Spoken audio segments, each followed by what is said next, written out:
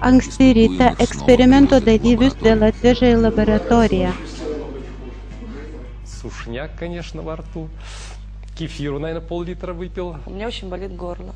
Labai skauda gerklę, rodos aš klykiau visą naktį. Что рассказывать? Ką čia pasakoti? Sunku man. Po vakarykščio. Проснулся, покряхтел, выпил водички литра 2,5. Galvos skausmas, sąnarių laužimas ir didelis troškulys tai alkoholinės dehidracijos pasekmė. Kad išmesti alkoholio skilimo produktus, kepenims reikia ne tik fermentų, bet ir labai daug vandens. Todėl kepenys ištraukia drėgmę iš kitų organų. Psichofizinė žmogaus būklė ryte po alkoholio vartojimo tai yra ligonio būklė po didelio apsinuodėjimo. Padidėja širdies susitraukimai, ekstrasistolija, padidėjęs kraujospūdis, bloga savijauta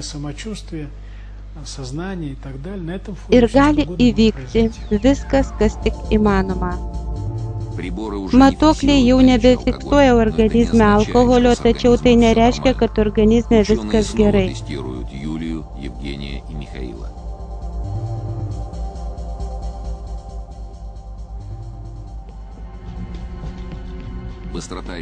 Pas Juliją ir Mikhailą reakcija sumažėjo 50%, pas Eugeniją 70%. Atminties rodikliai tapo labai blogi. Daugelis ryte tokios būklės sėdasi prie vairo ir nors kraujuje alkoholio nefiksuojama, jie neįtarė, kad jie rizikuoja padaryti avariją, lygiai taip pat, kaip būdami neblaivūs.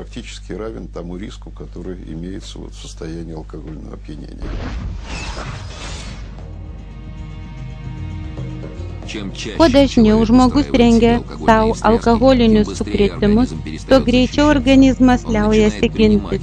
Jis pradeda priiminėti alkoholį kaip pagrindinį maisto produktą. Tada žmogus virsta alkoholiku. O po pagyrų atsiranda psichiniai ir fiziniai sunkūs sutrikimai, abstinento sindromas. Kai organizmas be alkoholio atsisako egzistuoti, jis pradeda streikuoti. И он бунтует. Вот это вот похмельный или абстинентный синдром.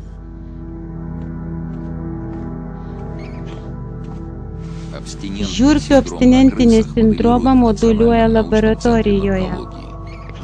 Vienintelis skystis, kurį duoda gyvūnams kas 12 valandų, yra degtinė.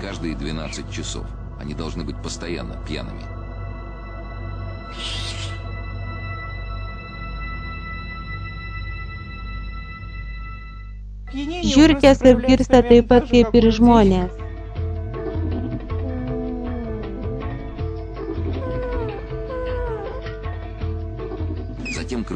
Vėliau degtinės nebeduoda, gyvūnai patiria sunkias pagyras. Jos dreba, jas erzina bet kokie garsai. Raumenys įsitempia lyg akmenys. Jos apmiršta vienoje pozoje ilgam laikui.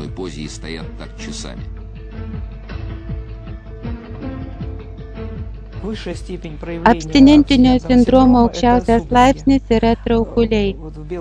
Baltojoje karštligėje taip pat būna ir žmonėms. Tai labai sunki būsena, kurioje gali ištikti ir mirtis.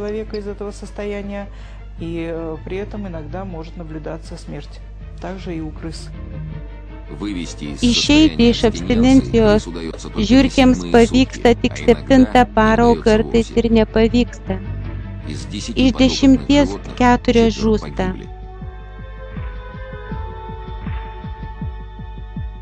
Labai gaila šių gyvūnų, tačiau žmonių dar labiau gaila.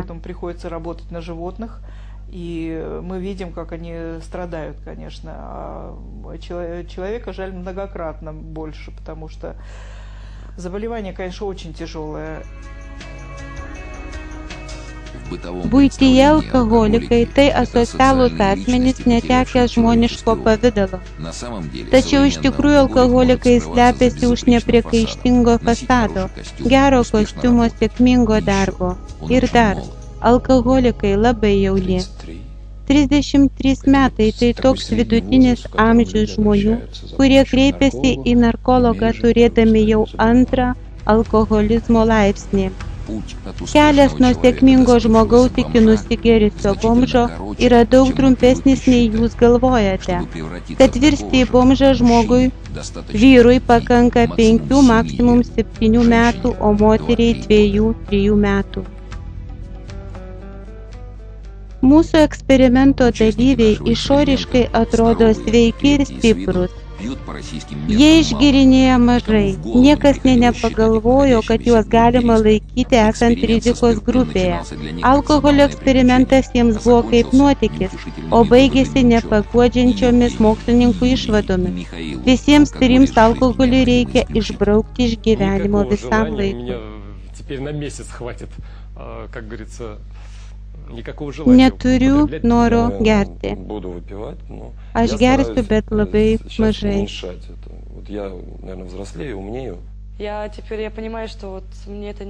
Aš suprantu, kad man to nereikia.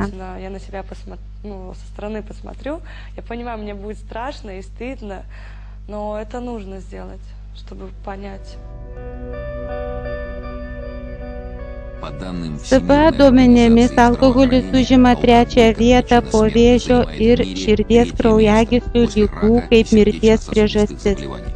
Tačiau alkoholis yra tiesioginis vėžio ir širdies kraujagyslių ligų sukėlėjas. Daugiau kaip 75 000 mirčių 2007 metais. Istoriškai taip susiklostė, kad rusai turi alkoholinį paveldimumą. У россиян неважная алкогольная наследственность. Kiekvienas iš mūsų yra rizikos zonoje. Šią situaciją apsunkina tai, kad alkoholis yra lengvai pasiekiamas. Organizmo griovimas prasideda nuo pirmos taurelės ir jis tik kol kas nepastebimas. Vėliau 2 taurelė, 3, paskiau bokalas, stiklinė. Ir kartą organizmas palūš. Ir jūs spausite. Spausite šį pedalą kaip ta nelaiminga laboratorinė žiurkė su įkištu į smegenis elektrodu.